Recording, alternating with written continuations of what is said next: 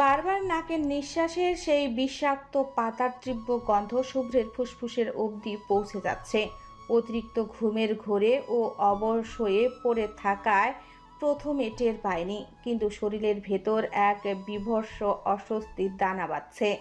এদিকে হৃদি দরজার আড়ালে দাঁড়িয়ে শ্বাস চেপে ধরে উকি দিচ্ছে। ও ভাবছিল শুভ্র হয়তো নাক সিটকে লাফিয়ে উঠবে, আর সেই মজার দৃশ্য দেখেই ও প্রাণ ভরে হাসবে। কিন্তু বেশ কিছুক্ষণ পর অতিরিক্ত গন্ধে পেটের ভেতর গিয়ে পাকস্থলীর উলট পালট করে দিল। শুভ্রের তন্দ্রাটা ধীরে ধীরে তখন ভাঙল। তখন কিছু বুঝে ওঠার আগেই ওর দম আটকে আসার উপক্রম হলো। কোনো কথা বা চিৎকার নয়, একদম ঘুমের ঘোরেই শুভ্র তোলপাড় করে বমি করে দিল। ওর শরীরটা ধনুকের মতো বেঁকে উঠল। ও অনেক কষ্টে বিছানায় উঠে বসলো ঠিকই, কিন্তু সেই উথাল পাথাল যেন থামছেই না। কয়েক সেকেন্ডের ব্যবধানে ওর ফর্সা মুখটা নীল হয়ে গেল।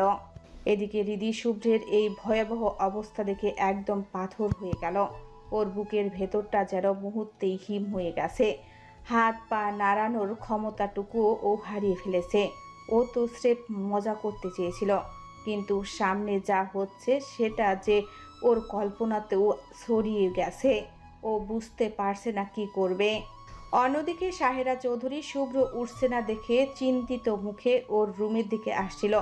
দরজার সামনে হৃদিকে এভাবে মূর্তির মতো দাঁড়িয়ে থাকতে দেখে তিনি কিছু একটা বলতে যাবেন, ঠিক তখনই ভেতর থেকে বুক চিরে আসা সেই বমি করার শব্দটা তার কানে এলো। সাহেরা চৌধুরী আর এক সেকেন্ডও দেরি করলেন না। তিনি পাগলের মতো দৌড়ে শুভ্রের কাছে গিয়ে ওকে চাপটে ধরলেন। তার দু হাত শুভ্রের কাঁপুনিতে কেঁপে উঠছে।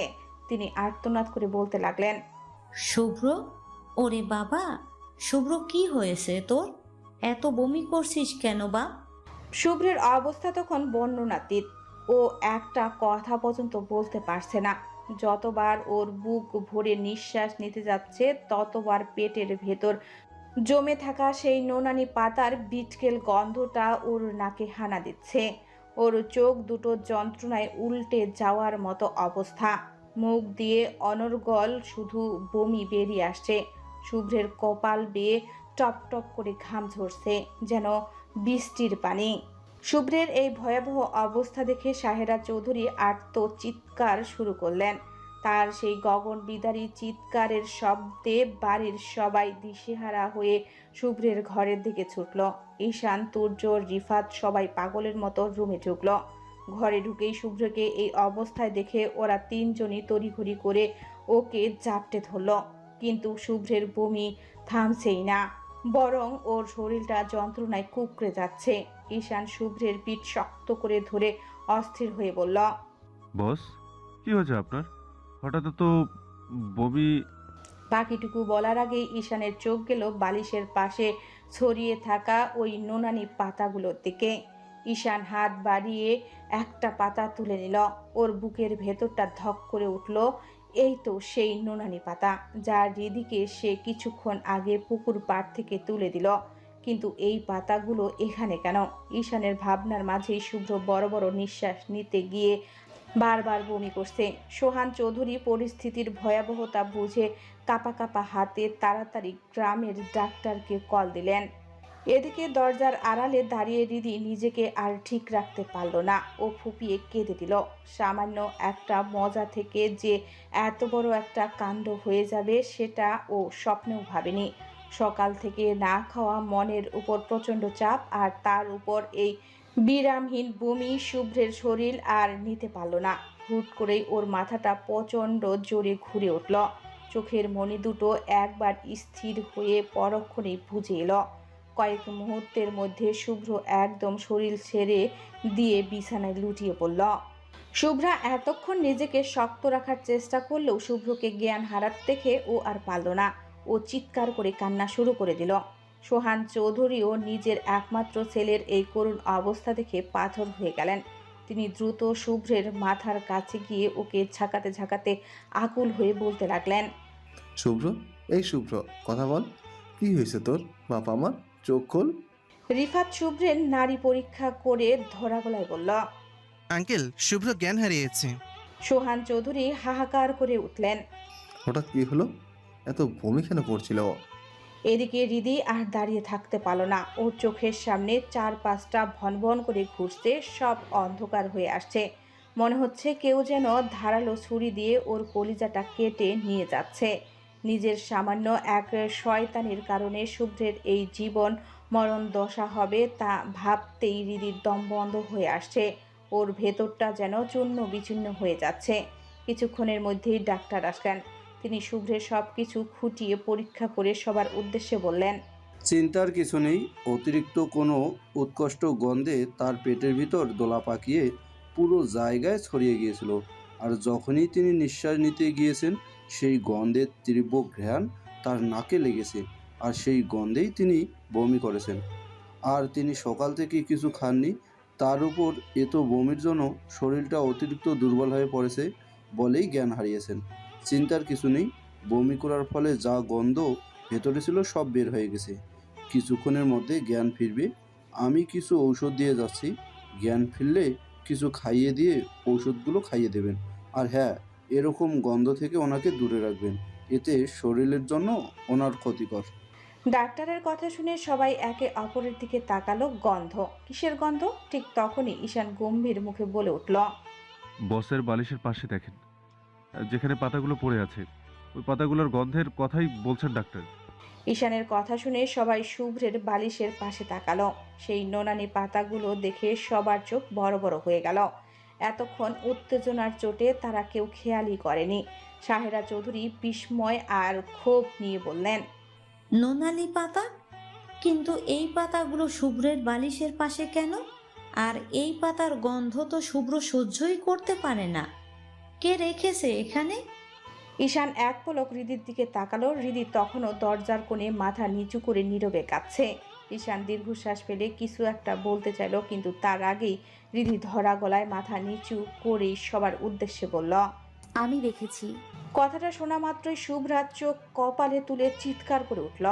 তুই রেখেছিস মানে? হৃদি মাথা নিচু রেখে কাঁদতে কাঁদতে বলল, আমি মজা করে রেখেছি, ভেবেছি গন্ধে শুভ্র ভাইয়ের ঘুম ভাঙবে, কিন্তু এতটুকু হয়ে যাবে বুঝতে পারিনি। কথাটা শোনা মাত্রই রাবেয়া এহসান তড়িৎ গতিতে এগিয়ে এসে ঠাস করে একটা থাপ্পড় বসিয়ে দিলেন হৃদির গালে। থাপ্পড়ের সেই তীব্র শব্দে পুরো ঘর যেন এক মুহূর্তের জন্য কেঁপে উঠল। রাবেয়া এহসান হৃদির দিকে অগ্নি দৃষ্টিতে তাকিয়ে চিৎকার করে বললেন, এইটা কোন ধরনের মজা? তুই কি এখনো ছোট যে বড় ভাইয়ের সাথে এভাবে নোংরা মজা করতে যাস? দেখ তোর জন্য ছেলেটার কি দশা হয়েছে, দেখেছিস? হৃদি কোনো পাল্টা জবাব দিল না, শুধু হিক্কা তুলে অবিরত কাঁদতে লাগলো। রাবেয়া এহসান রাগে হিতাহিত জ্ঞান হারিয়ে হৃদিকে আরও বোকাঝোকা করে মারতে গেলে ঈশান মাঝ পথে এসে তাকে থামালো। ঈশান রাবেয়া এহসানকে অনেক বুঝিয়ে শান্ত করার চেষ্টা করতে লাগলো। হৃদি আর সেখানে এক মুহূর্ত দাঁড়িয়ে থাকতে পারল না। ওর মনে হলো এখানে আর কিছুক্ষণ থাকলে ও দম আটকে মারা যাবে। ও পাগলের মতো দৌড়ে নিজের রুমে চলে এলো এবং সশব্দে দরজা বন্ধ করে দিল। দরজার পিঠ ঠেকিয়ে সে ফ্লোরে বসে পড়ল। হাউমাউ করে কান্নায় ভেঙে পড়ল। যতবারই ও চোখ বন্ধ করছে ততবারই শুভ্রের সেই ফ্যাকাশে আর অসহায় মুখটা ওর চোখের সামনে ভেসে উঠছে। জ্ঞান হারানো শুভ্রের সেই নিথর শরীরটা যেন হৃদির কলিজার তীরের মতো বিচ্ছে। ও কাঁদতে কাঁদতে অস্পষ্ট সুরে বলতে লাগলো, শুভ্র ভাই, আমাকে ক্ষমা করে দিন। আমি আমি সত্যি জানতাম না এতটুকু হয়ে যাবে। আপনার এত কষ্ট হবে আমি ভাবিনি। আপনাকে এত কষ্ট দিতে চাইনি আমি। খোদা, তুমি আবার শুভ্র ভাইকে সুস্থ করে দাও। হৃদির কান্নায় ঘরের দেওয়ালগুলো যেন আজ ভারী হয়ে উঠেছে। নিজের এই অবস্পনার জন্য ও নিজেকে ধিক্কার দিচ্ছে। গালের উপর মায়ের হাতের আঙ্গুলের ছাপ বসে গেছে। জ্বালা করছে প্রচণ্ড, কিন্তু সেই জ্বালার চেয়েও শুভ্রকে হারানো আর তাকে কষ্ট দেওয়ার ভয়টা হৃদির বুকের ভেতর অনেক বেশি রক্তক্ষরণ ঘটাচ্ছে। ও দরজায় মাথা ঠুকাতে লাগলো। ধীরে ধীরে সময় তার আপন গতিতে বয়ে গিয়ে রাতকে আমন্ত্রণ জানালো। শুভ্রের অনেক আগেই জ্ঞান ফিরেছে। এখন সে পুরোপুরি সুস্থ। বাড়ির সবাই একটু পর পর শুভ্রের ঘরে গিয়ে ওকে দেখে এসেছে, শুধু হৃদি ছাড়া। আজ সারাদিন সে একবারের জন্যও নিজের রুম থেকে বের হয়নি। এক দানা পানিও পেটে পড়েনি ওর। বাড়ির অনেকেই ওকে ডেকেছে, কিন্তু হৃদি সবাইকে এক কথা বলে ফিরিয়ে দিয়েছে পরে খাবে। এভাবে করতে করতে দিন শেষ হয়ে ঘন রাত নেমে এলো, তবু হৃদির ঘরের দরজা খুলল না। এদিকে শুভ্র নিজের রুমের ব্যালকনিতে একা দাঁড়িয়ে আছে। ঈশানের কাছে ও সব শুনেছে যে হৃদি নোনানি পাতাগুলো রেখেছিল। অদ্ভুত ব্যাপার হলো, এটা শুনে শুভ্রের মনে বিন্দুমাত্র খারাপ লাগেনি বা রাগ হয়নি, কিন্তু এখন ওর মনে এক গভীর বিষণ্ণতা আর শূন্যতার দানা বেঁধেছে। সারাদিন সবাই ওর খোঁজ নিতে এসেছে, অথচ যার জন্য শুভ্র চাতক পাখির মতো চেয়েছিল, সেই মনোমোহিনী একটা বারোর চোখের দেখা দিতে আসেনি। লোকে বলে ছেলেদের নাকি অভিমান থাকে না, কিন্তু শুভ্র আজ খুব অভিমান করেছে, প্রচণ্ড অভিমান। রাত যতবারে শুভ্রের অস্থিরতা তত পাল্লা দিয়ে বাড়তে থাকে। তার মনটা ছটফট করছে হৃদিকে একটিবার দেখার জন্য। সারা দিনের ওই নীরবতা আর দূরত্ব ও আর সহ্য করতে পারল না। অবশেষে শুভ্র নিজের ফোনটা হাতে নিল এবং হৃদির হোয়াটসঅ্যাপে একটা মেসেজ লিখল। আঘাত দিয়েছিস? তখন আঘাত লাগেনি, কিন্তু আঘাত তো এখন লাগছে। আজ সারাদিন তুই একটিবার আমার সামনে আসলি না, বড্ড লাগছে রে বুকে। মেসেজটা পাঠিয়ে শুভ্র অপলক চোখে স্ক্রিনের দিকে তাকিয়ে রইল। ও জানে হৃদি জেগে আছে, ওর মন বলছে হৃদিও এই মুহূর্তে ওর মতোই কোনো এক যন্ত্রণায় পড়ছে। শুভ্র দীর্ঘশ্বাস ফেলে রাতের অন্ধকারের দিকে তাকিয়ে রইল।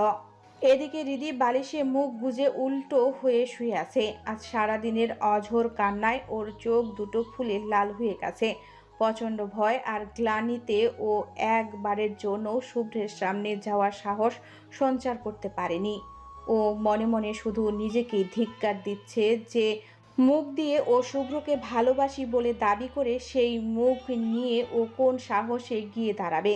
কিভাবে পারল ও নিজের ভালোবাসার মানুষকে মৃত্যুর মুখে ঠেলে দিতে?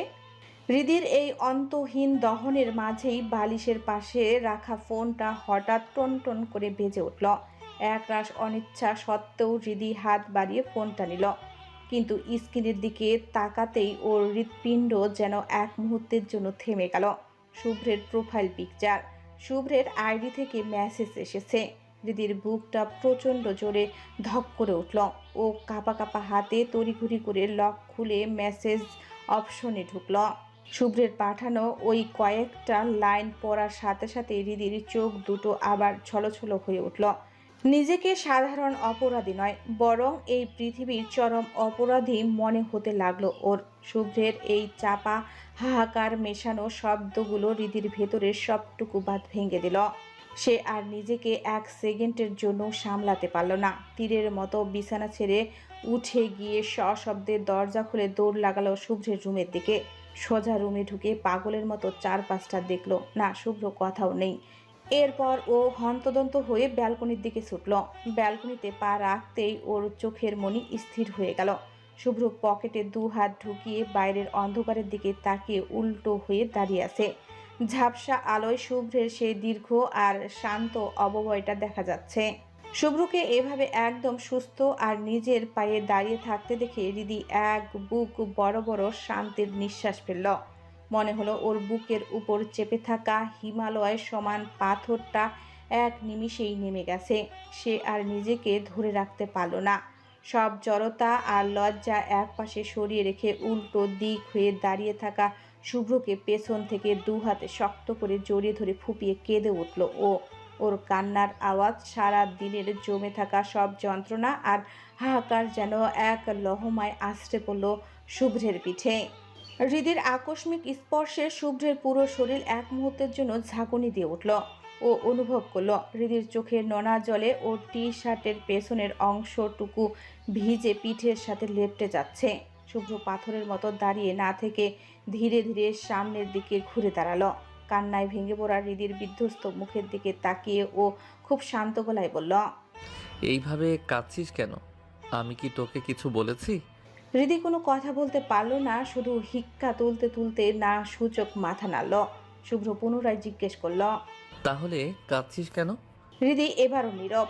ওর চোখের পাপড়িগুলো জলে ভিজে একাকার হয়ে আছে, গাল বেয়ে অনবরত পানি গড়িয়ে পড়ছে। শুভ্র এবার দু হাতে হৃদির মাথাটা সোজা করে ধরল। পরম মমতায় আঙ্গুল দিয়ে ওর চোখের পানি মুছে দিতে দিতে ধীর স্বরে বলল, ভয় পেয়েছিলি যদি আমার কিছু হয়ে যায়? শুভ্রের এই মায়াবী কণ্ঠস্বর শুনে হৃদির নিজেকে আর সামলাতে পারল না। সব বাঁধ ভেঙে গেল ওর। ও এক ঝটকায় শুভ্রকে আষ্টে পৃষ্ঠে জড়িয়ে ধরে হাউমাউ করে কাঁদতে কাঁদতে কাঁপা কাঁপা গলায় বলতে লাগলো, আমাকে আপনি মাফ করে দিন।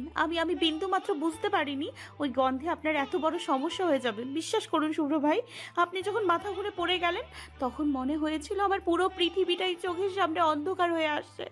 মনে হয়েছিল ভেতর থেকে কলিজাটা কেউ জ্যান্ত টেনে বের করে নিয়ে যাচ্ছে।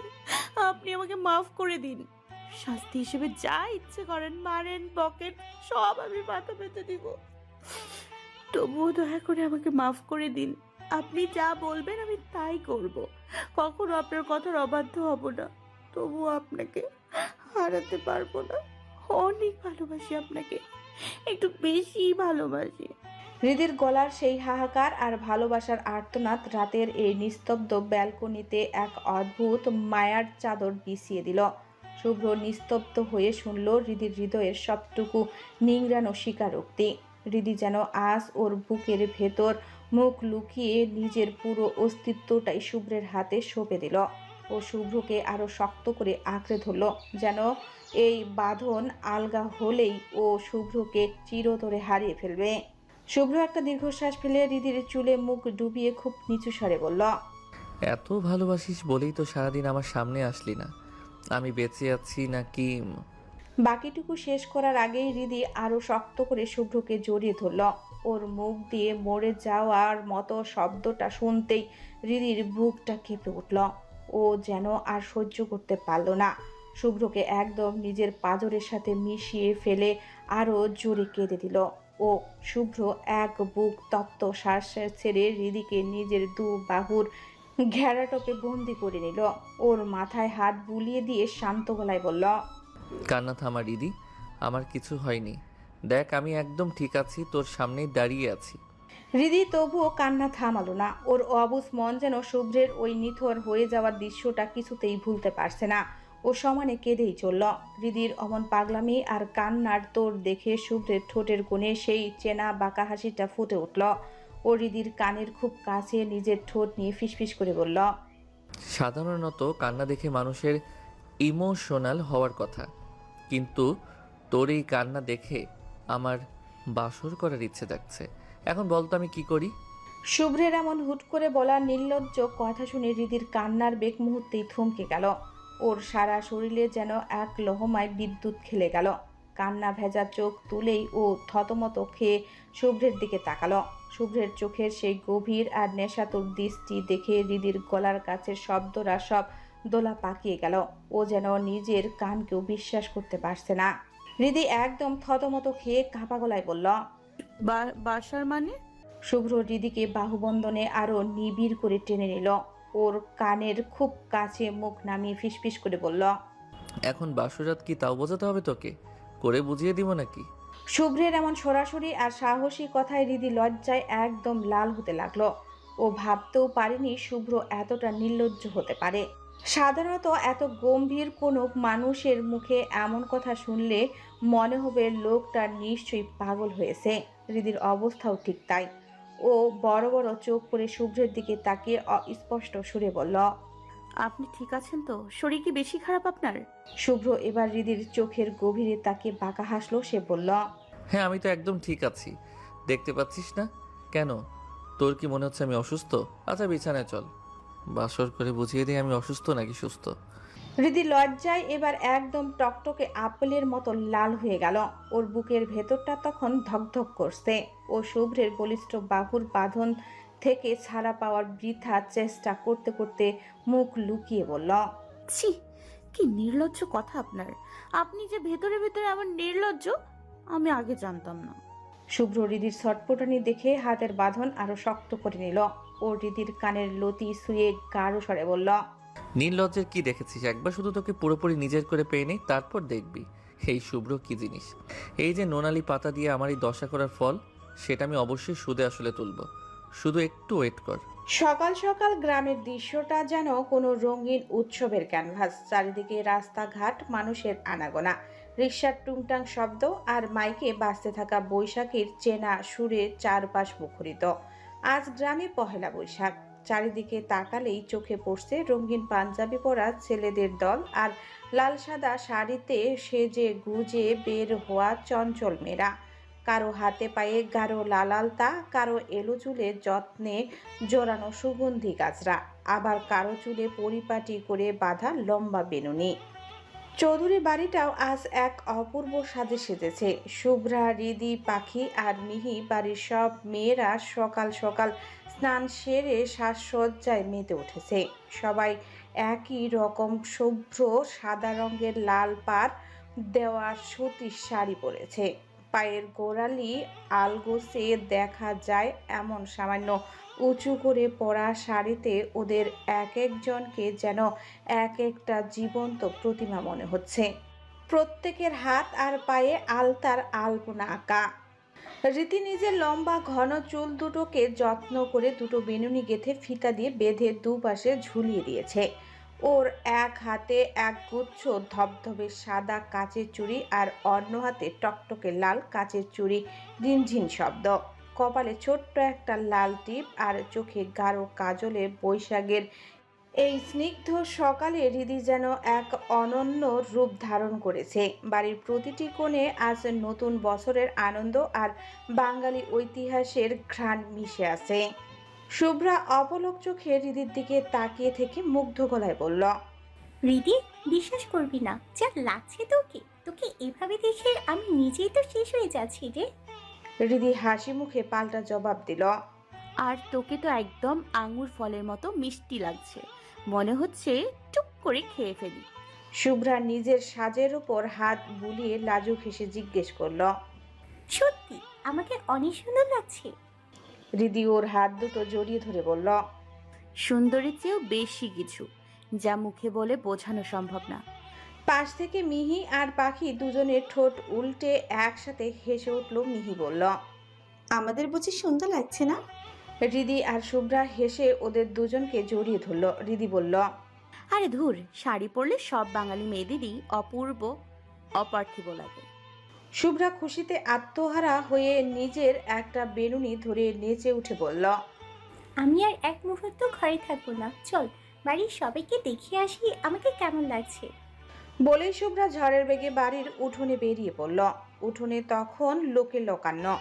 পাড়া প্রতিবেশীরা গোল হয়ে বসে পহেলা বৈশাখের আড্ডায় মেতেছে। শুভ্রা ওর চপলতা দিয়ে সবাইকে মাতিয়ে রাখল। পাখি আর মিহিও ওর পিছু পিছু গিয়ে সবাইকে নিজেদের সাজ দেখাতে লাগলো। কিন্তু ঘরের দরজার আড়ালে হৃদি দাঁড়িয়ে রইল মূর্তির মতো। ওর বুকটা তখন কামারের হাপড়ের মতো ধকধক করছে।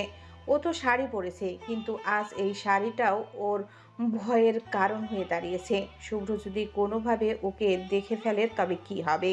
শুভ্র তো কড়াভাবে নিষেধ করেছিল ওকে শাড়ি পরতে, কিন্তু বৈশাখের আমেজ আর বন্ধুদের আবদারে ও সব বারণ ভুলে শাড়িটা পরেই ফেলেছে। এখন কি করবে ও? দিদি একবার জানালা দিয়ে আর চোখে বাইরে তাকাচ্ছে, আবার নিজের পরনের শাড়ির কুচিগুলো টেনে ঠিক করছে। যদি এই মুহূর্তে শুভ্র সামনে চলে আসে তবে ওর কপালে যে আজ বড় ভোগান্তি আছে সেটাও ও হাড়ে হাড়ে টের পাচ্ছে। ও যেন এক পা সামনে বাড়াতে গিয়েও 10 পা পিছিয়ে আসছে। আনন্দের আতিশয্যা শুভ্রার হঠাৎ ফুলের কথা মনে হলো। বেনুনিতে একটা টকটকে লাল ফুল গেঁথে দিলে মন্দ হয় না। যেই ভাবা সেই কাজ। শাড়ির কুচি এক হাতে শক্ত করে ধরে ও দৌড় লাগালো ছাদের দিকে। ওর সেই চপল দৌড়ের তালে পায়ের নুপুর আর হাতের কাচের চুড়ির নিঝনি শব্দ যেন পুরো বাড়ি মুখরিত হয়ে উঠল। দৌড়াতে দৌড়াতে শুভ্রা যখনই ছাদের দোরগোড়ায় এসে পৌঁছালো, ঠিক সেই মুহূর্তেই ছাদ থেকে ঈশান নামছিল। শুভ্রা উত্তেজিত চোটে নিজের পায়ের গতি আর থামাতে পারল না। ও এমন এক দৌড় দিয়েছে যে সামনে ঈশানকে দেখে থমকে দাঁড়ানোর আগে সজোরে ধাক্কা খেলো ওর সাথে। মুহূর্তের মধ্যেই শুভ্রার ভারসাম্য হারিয়ে ধপাস করে ছাদের মেঝেতে সোজা ঈশানের উপর আছড়ে পড়ল। ঈশান এই আকস্মিক পতনে কোমরে ব্যথায় হাত দিয়ে ও মা গো বলে বিকট স্বরে চিৎকার করে উঠল। শুভ্রা ভয়ে আর লজ্জায় নিজের চোখ দুটো শক্ত করে বন্ধ করে ফেলল। ও ভাবতেও পারেনি ফুলের খোঁজে এসে এমন এক টুলকালাম কাণ্ড ঘটিয়ে বসবে। ওইদিকে ঈশানের উপর ওভাবে পড়ে থাকায় শুভ্রার হৃৎপিণ্ড যেন গলার কাছে চলে এসেছে। ঈশান বেশ বিরক্ত হয়ে শুভ্রার দিকে তাকিয়ে কিছু একটা বলতে যাবে, ঠিক তখনই ওর চোখ দুটো শুভ্রার উপর পড়ে স্থির হয়ে গেল। মনের ভেতরের থাকা সব কথা যেন নিমেষেই নাড়িতে আটকে গেল ওর। ঈশান একদম হাঁ করে শুভ্রার মুখের দিকে তাকিয়ে রইল। শুভ্রার ওই শান্ত বন্ধ থাকা মুখ, চোখের গাঢ় কাজল, ঠোঁটে আলতো লিপস্টিকের ছোঁয়া আর কপালে থাকা ছোট্ট লাল টিপ সব মিলিয়ে ঈশানের মনে হতে লাগলো আসমান থেকে কোনো এক পরী সরাসরি ওর বুকের উপর এসে পড়েছে। ও বিশ্বাসই করতে পারছে না যে এটা সেই চঞ্চল শুভ্রা। ঈশানের বারবার মনে হচ্ছে এটা নিশ্চিত কোনো ভুল, এটা শুভ্রা হতেই পারে না, এটা নির্ঘাত কোনো স্বর্গীয় পরী। শুভ্রাও ধীরে ধীরে ওর চোখের পাতা মেলে তাকালো। চোখ খুলতেই ওর দৃষ্টি নিবদ্ধ হলো ঈশানের চোখের গভীরে। দুজনেই যেন এক পলকে সব ভুলে গেল যে ওরা এই মুহূর্তে ছাদের কঠোর মেঝেতে বিশ্রীভাবে শুয়ে আছে। চারপাশের দুনিয়া যেন ওদের কাছে থমকে গেছে। বেশ কিছুক্ষণ পর শুভ্রার ঘোর কাটল। ঈশানকে ওভাবে হাঁ করে নিজের দিকে তাকিয়ে থাকতে দেখে ও প্রচণ্ড লজ্জা পেল। পরিস্থিতি সামাল দিতে শুভ্রা হালকা করে একটা গলা খাকারি দিল। সাথে সাথে ঈশানেরও মোহ ভেঙে গেল। ও যেন বাস্তবে ফিরে আসলো। শুভ্রা তড়িঘড়ি করে ঈশানের উপর থেকে উঠে দাঁড়িয়ে নিজের পরনের শাড়ির কুচিগুলো ঠিকঠাক করে নিল। ঈশানও অপ্রস্তুত হয়ে নিজের পিঠের ধুলো ঝাড়তে শুরু করলো। শুভ্রা অপরাধী মুখ করে ঈশানের দিকে তাকিয়ে কুণ্ঠিত স্বরে বলল, সরি ভাইয়া, ভুল হয়ে গেছে, আসলে আমি খেয়াল করি নাই। ঈশান এবার আরো গভীর করে শুভ্রাকে খেয়াল করলো। পরনের ধবধবে সাদা আর লাল পাড়ের শাড়ি, দু পায়ে আর হাতের তালুতে সতেজ আলতার গাঢ় লাল আভা, দু হাতে লাল সাদা কাচের চুড়ি, রিরিঝিনি সজ্জা, সব মিলিয়ে ঈশানের মনে হতে লাগলো ও নিজেই যেন কোনো এক মায়াবীর ঘোরে তলিয়ে যাচ্ছে। ও বুঝতে পারলো এখানে বেশিক্ষণ থাকা ওর জন্য বিপজ্জনক হয়ে উঠেছে। যত তাড়াতাড়ি সম্ভব এখান থেকে কেটে পড়াই বুদ্ধিমানের কাজ হবে। ঈশান শুভ্রার দিকে তাকে আলতো এক চিলতে হাসি দিয়ে ছাদ থেকে নামার উদ্দেশ্যে পা বাড়ালো। ঠিক তখনই শুভ্রা চপল কণ্ঠে বলে উঠল, ভাইয়া দাঁড়ান, আমাকে কেমন লাগছে বলবেন না? ঈশান না চাইতেও নিজে নিজে বিড়বিড় করে বলে উঠল, সুন্দর, এত সুন্দর যে সেই সৌন্দর্যে জ্বলছি আমি। শুভ্রা কথাগুলো পরিষ্কার শুনতে পেল না। ও বেশ কৌতূহল নিয়ে ঈশানের দিকে এগিয়ে এসে বলল, হ্যাঁ ঈশান ভাইয়া, কিছু বললেন? ঈশান সাথে সাথে নিজেকে সামলে নিয়ে স্বাভাবিক হওয়ার চেষ্টা করলো। একটু অপ্রস্তুত গলায় বলল, না না, বললাম অনেক সুন্দর লাগছে তোমাকে, এখন আমি আসি। ঈশান আবারও যেতে নিলে আচমকা শুভ্রা ওর হাতটা ধরে ফেলল। অনুরোধের সুরে মায়াবী গলায় বলল, আসলে ভাইয়া আমি একটা ফুল তুলতে চাই, কিন্তু গাছটাতে তো অনেক বড় বড় কাঁটা, ভয় লাগে যদি ফুটে যায়। প্লিজ আপনি একটা তুলে দিবেন? শুভ্রার সেই নরম হাতের স্পর্শে ঈশানের সারা শরীরে মুহূর্তের মধ্যে বিদ্যুৎ চমকের মতো এক শিহরণ খেলে গেল। ও তড়িঘড়ি করে শুভ্রার হাত থেকে নিজের হাতটা ছাড়িয়ে নিয়ে কিছুটা অপ্রস্তুত হয়ে বলল, শুভ্রা, আমার কাজ আছে, তুমি তুলো না, তুলতে না পারলে নেমে এসো, তোলার দরকার নেই। শুভ্রার সাথে সাথে অভিমানী মুখটা কালো করে ফেলল। ধরা গলায় বলল, এইভাবে বলতে পারলে আমি কি মহা বড় কোনো কাজ দিয়েছি? শুধু একটা ফুলই তো তুলে দিতে বলেছি। ঠিক আছে, লাগবে না, চলে যান আপনি। বলেই শুভ্রা ছাদের কোণে থাকা গোলাপ ফুলের গাছটার কাছে চলে এলো। গাছটা বেশ বড় আর তীক্ষ্ণ, সব কাঁটায় ভরা। শুভ্রা মনে মনে প্রচণ্ড ভয় পাচ্ছে যদি কাঁটা ফুটে যায়। তবুও সে সাহস সঞ্চার করে কাঁটার ভেতর দিয়ে হাত বাড়িয়ে একটা ফুল তোলার চেষ্টা করতে লাগলো। ঠিক তখনই ওর হাতটা থমকে গেল।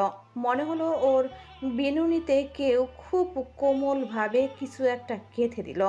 ও অবাক হয়ে ঘাড় ঘুরিয়ে তাকিয়ে দেখে পিছনে ঈশান দাঁড়িয়ে। ঈশান খুব যত্ন করে শুভ্রার বিনুনিতে একটা ধবধবে সাদা বেলি ফুলের গাজরা সুন্দর করে পরিয়ে দিয়েছে। শুভ্রা কয়েক মুহূর্তের জন্য একদম নিস্তব্ধ হয়ে গেল। গাজরাটা লাগানো শেষ করে ঈশান মৃদুস্বরে বলল, এবার সত্যি অনেক সুন্দর লাগছে।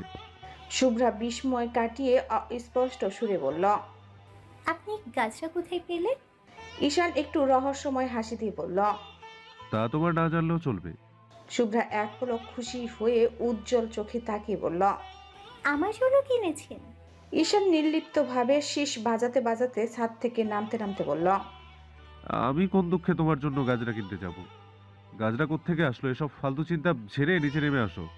ওইদিকে চৌধুরী বাড়ির সবাই মেলায় যাওয়ার জন্য একদম রেডি। শুভ্র পরিপাটি হয়ে রুম থেকে বের হলো। ও আজ কুচকুচে কালো শার্ট আর সাদা প্যান্ট পরেছে। ওর সেই সহজাত শ্যামবর্ণ গায়ের রং কালো পোশাকটা যেন এক অদ্ভুত আভিজাত্য এনে দিয়েছে। মনে হচ্ছে কোনো এক গ্রিক দেবতার ভাস্কর্য সজীব হয়ে উঠেছে। ওর বাহুর পেশিগুলো কালো শার্টের ভাঁজে ভাঁজে খেলা করছে। বা হাতে একটা আভিজাত্যপূর্ণ স্মার্ট ওয়াচ, চোখে কালো নীল শেডের সানগ্লাস, শার্টের হাতা কোনোই পর্যন্ত নিখুঁতভাবে গোটানো, আর উপরের দুটো বোতাম খোলা। ওর বুকের খোলা অংশটুকু থেকে যেন এক অদ্ভুত পৌরুষের ঘ্রাণ ছড়াচ্ছে। সব মিলিয়ে ওকে দেখে মনে হচ্ছে কোনো এক রহস্যময় ধরা ছোঁয়ার বাইরের সুদর্শন সিনেমার হিরো। শুভ্রকে দেখেই রিফাত হাসি মুখে ওর ঘাড়ে একটা চাপড় মেরে বলল। কি রে হিরো, মেয়ে পটানোর ধান্দা নাকি?